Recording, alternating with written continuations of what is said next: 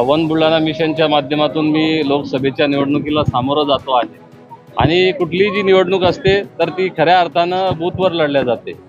कारण ग्रामपंचायतीला बघतो आपण की 100% जे मतदान होतं तर त्या बूथवर प्रत्येक आपल्या उमेदवाराला मताधिक्य मिळालं पाहिजे याच्यासाठी ती चढाओढ असते आणि त्या माध्यमातून इथं बूथ प्रतिनिधींचा मेळावा होता। बूथ कमिटी आपण जवळपास आज 1000 गावांमध्ये स्थापन केलेले आहे।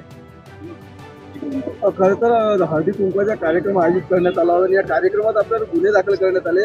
हा राजकीय दबावापुढे गुन्हे दाखल करण्यात आले असं वाटतं? बिलकुल, कारण या जिल्ह्यामध्ये अनेक प्रस्थापित नेते कायदा पायदळी तुडवतात।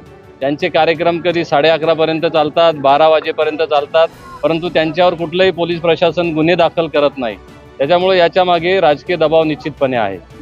आपण लोकसभेच्या मैदानात उतरलेले आहात, कुठल्या पक्षासोबत बोलणी आलं किंवा आपल्याला पुण्याकडून काही निमंत्रण आलेलं आहे?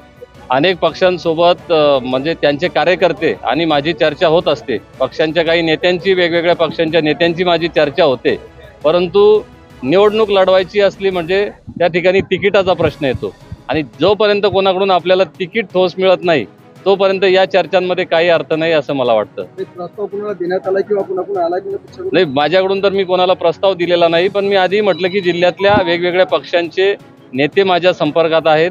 ते या लोकसभेच्या निवडणुकीच्या अनुषंगानं माझ्याशी चर्चा करत असतात, परंतु ठोस असा प्रस्ताव नाही। बिलकुल, मी 27 ऑगस्टला जेव्हा जनतेचा जाहीरनामा कार्यक्रम झाला तेव्हा घोषणा केली होती की जनतेनं ठरवल्यास आम्ही लोकसभा लढेल आणि या दिवसांमध्ये 50 संवाद मेळावे असतील, वेगवेगळे बूथ मेळावे असतील। यामधून आपणही पाहता की जो मला भरघोस प्रतिसाद मिळतो आहे, त्याच्यामुळं येणाऱ्या काळात मी ही लोकसभेची निवडणूक लढवण्याचं निश्चित केलेलं आहे।